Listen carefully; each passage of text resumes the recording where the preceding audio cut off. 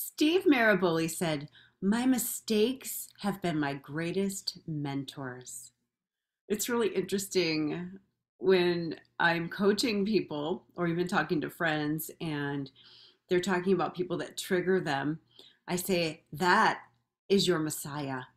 That person has been sent to help you to heal what's ready to be healed because you wouldn't see it unless you were ready to heal it.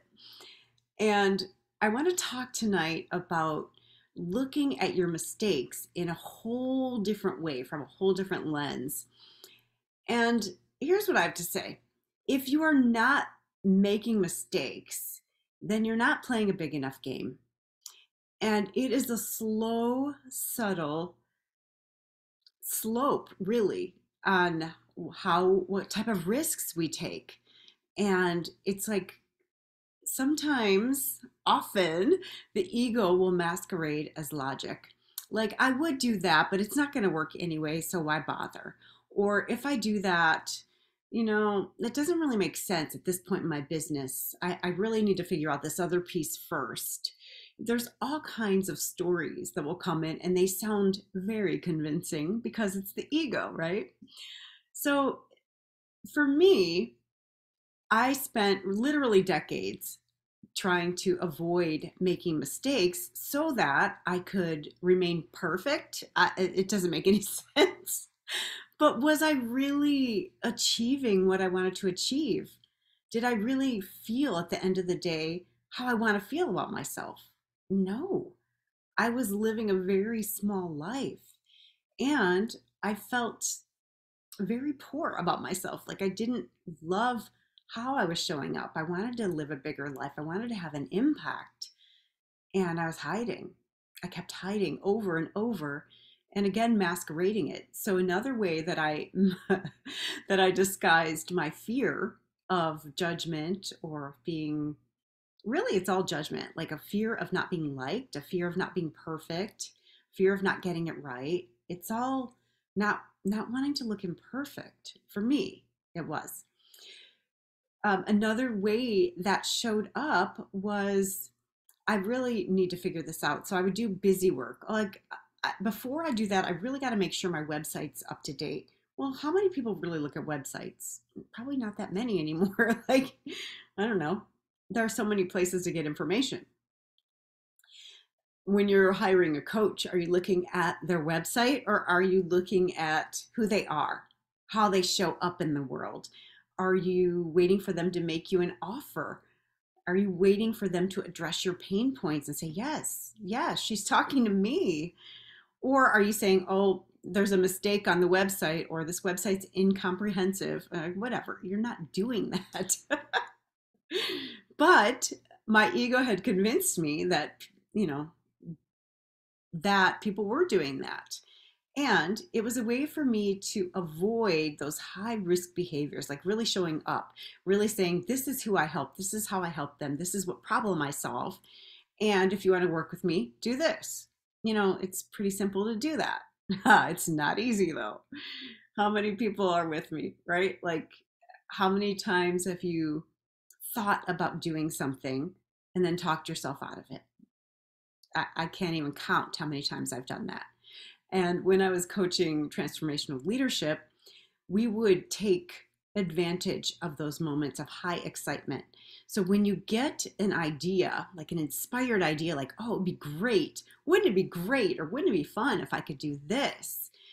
And before you can talk yourself out of it, you actually take action. So what if you live that way? What if you live that way? Like, one of the principles I live my life by, or I do my best, I fail all the time at this, is there are no mistakes in God's world. And I really love that because it's very gentle. It's very gentle and it's the opposite of what I grew up with. God is judgmental and God is like watching you, like the Santa Claus God, like he knows if you've been naughty, he knows if you've been nice. The God I believe in wants us to be happy, loves us no matter what, and is there every time we fall down to pick us up and say, I got you. I got you. It's okay. You can't do it wrong. You are perfectly innocent. And what are you going to learn from this?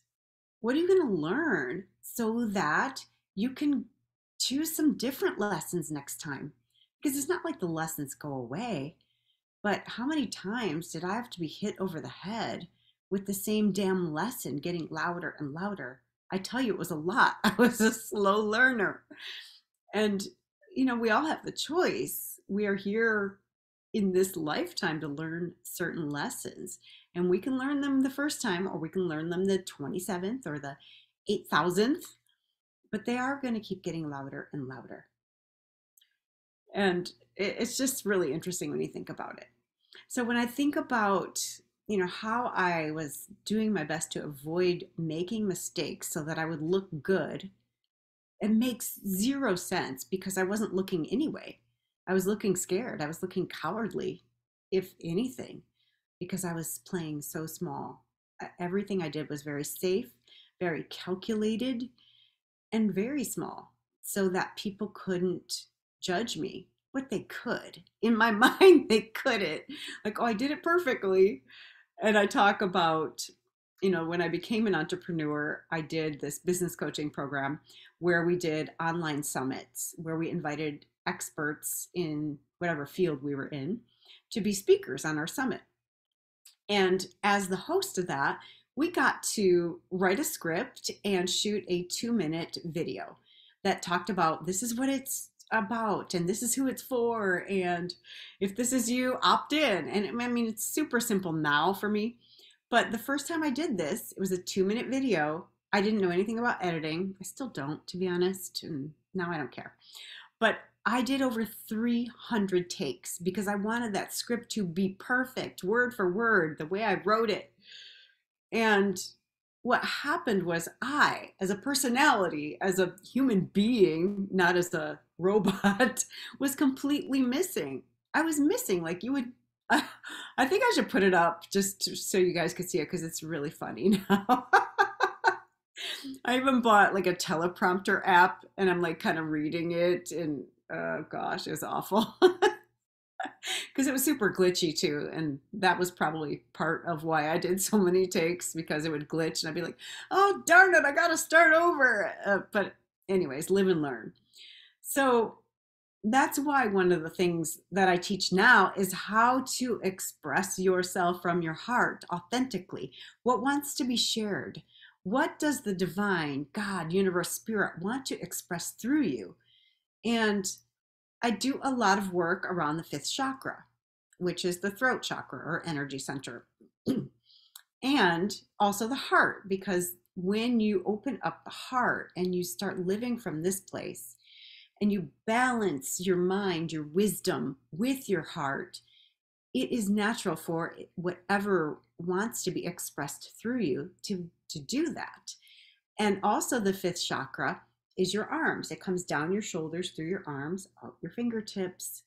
So another way of expression would be art or journaling, writing, expressive writing, maybe writing a novel. It could be any type of writing, poetry.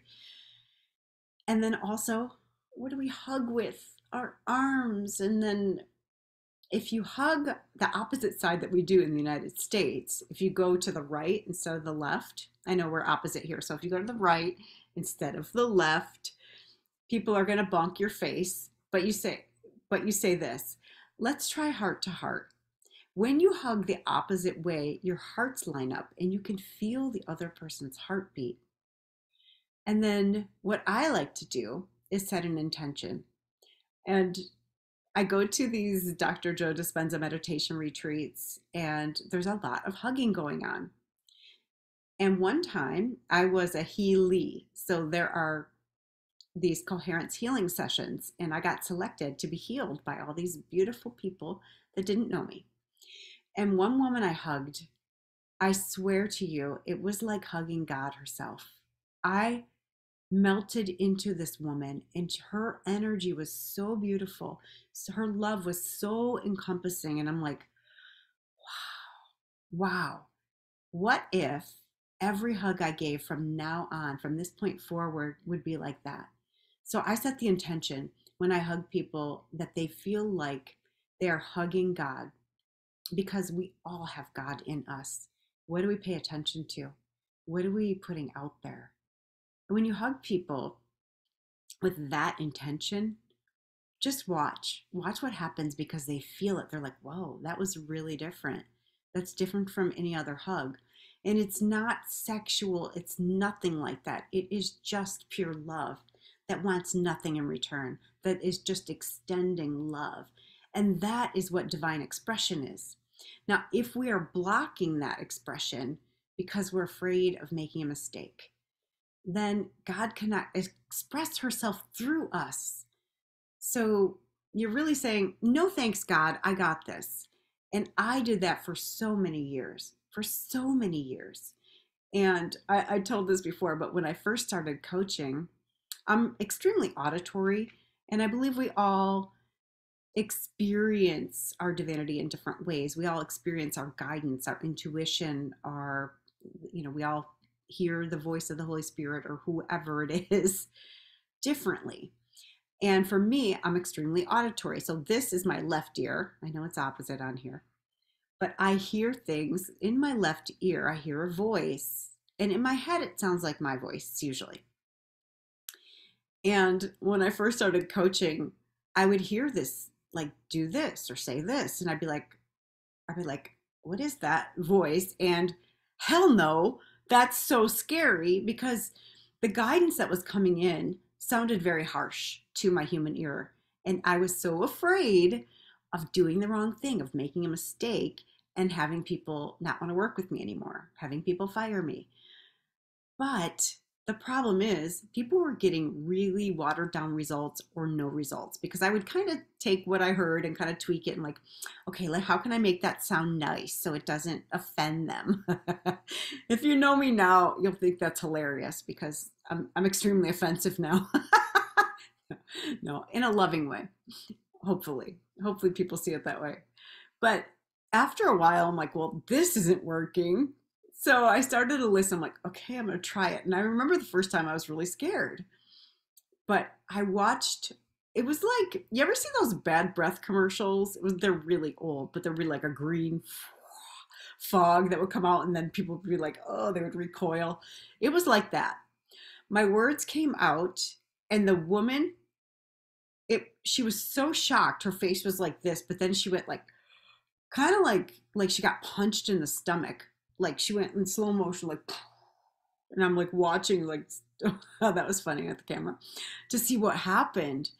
But then there was like this crack in the mask that she was wearing, and I could see it in her eyes. She started to tear up, and she felt seen, like maybe for the first time in a long time. She's like, wow. And then she just got light. She's like, all this armor, all these masks, everything I've been holding onto and carrying, you saw through it. And now I don't have to carry it anymore. You see me. You see me. So even though it sounded harsh to me, I didn't know why I was saying it or why I was being directed to say it. I just decided to say yes, to surrender. And from that moment forward, every time I was about to get on a coaching call, I would stop and I would pray. God, Holy Spirit, Source, whatever, whoever you pray to, you can pray to whoever you want. Get me out of the way and speak through me. And by me, I mean the little S self, the ego self, the one who's attached to how someone's going to take it, the one who wants to be liked, the one that's afraid that she's going to be fired, the one that doesn't want to offend anyone because she wants to be good. Get that part of me out of the way, because I can do no good at all if I have an opinion or a judgment or an attachment to how somebody reacts or responds to what I say. And when I come from that point, from that place of just channeling the divine, my heart is wide open. People feel it, even though the words might be harsh. And sometimes it's swear words, because I mean, I don't know what it takes to shake somebody up, but I know that God does. So I just trust that it's not me. And every time I do that, I am not attached at all. So if someone says, who do you think you are? I'm like, it doesn't affect me. And coming from a people pleaser, a recovered people pleaser, I mean, I still have it in some areas. I mean, that is huge for me to not be attached, for me to not be worried that they're going to fire me or not like me or talk badly about me, for me to just be there for them without any concern about myself. That is service. For me to say, I love you so much. I am so committed to your growth, to your expansion, to your awakening, that I am willing to say the hard things. I'm willing to ask you the tough questions that you don't want to answer. People feel that love.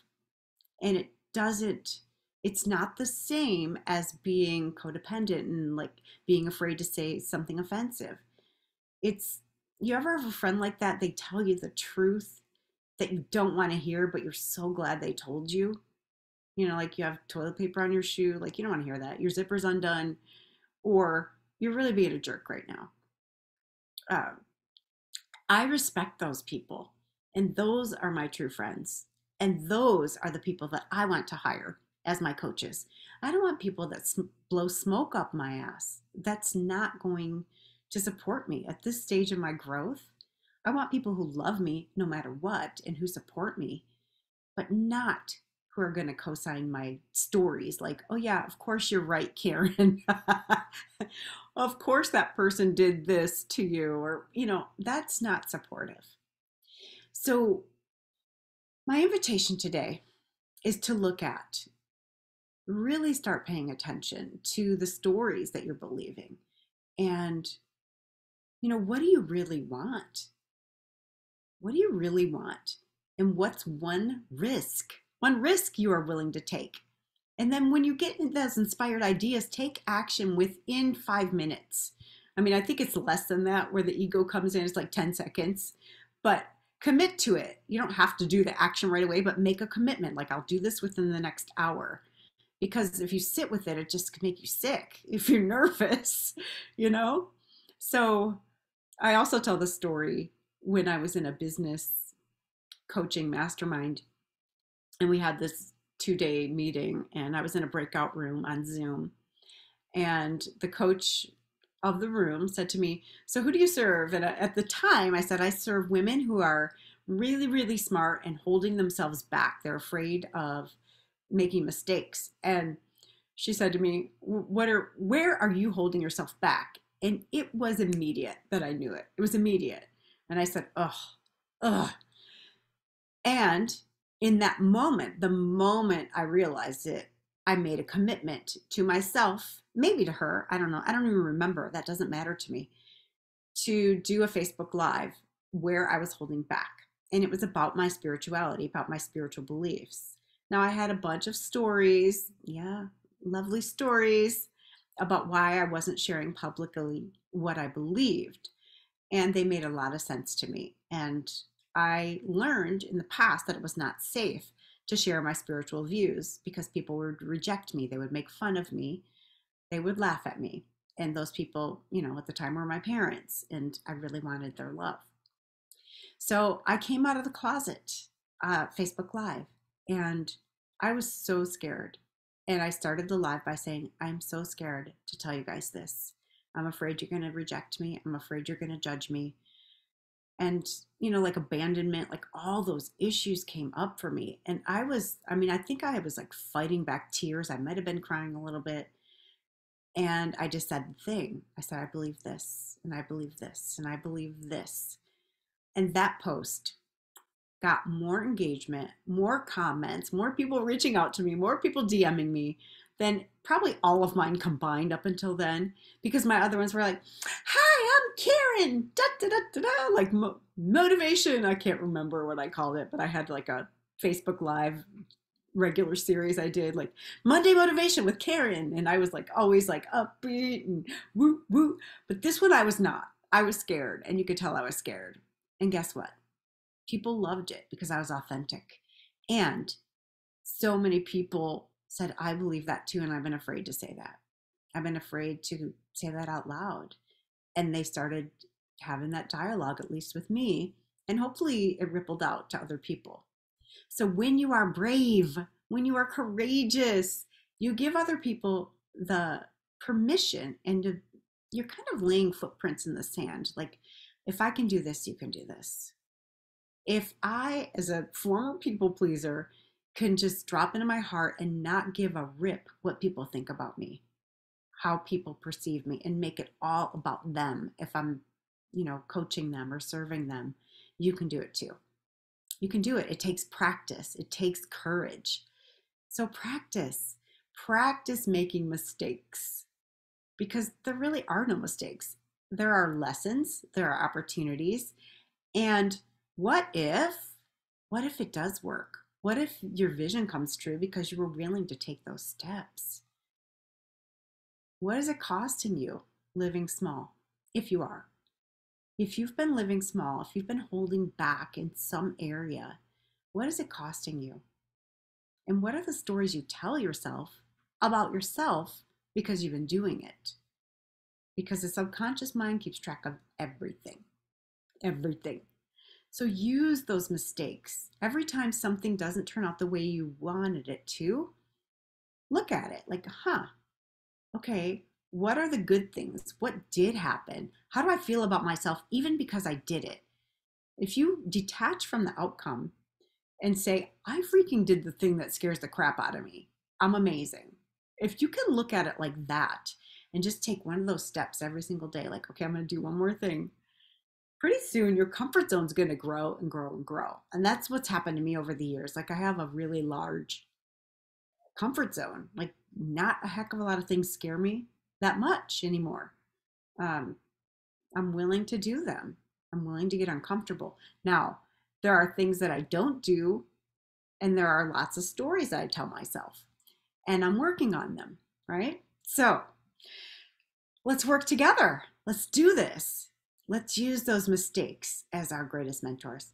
This is Karen Seltz. You've been watching Irresistible You, Ignite Your Passion and Purpose. I'm glad I got that in there. If you like this video, please like it and subscribe. I shoot a new one every single week. And you can also join live if you look at winwinwomen.com.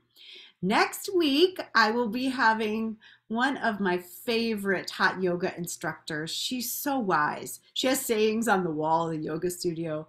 She's always dropping these nuggets. I'm like, gosh, you need to come be on my show. And she said yes.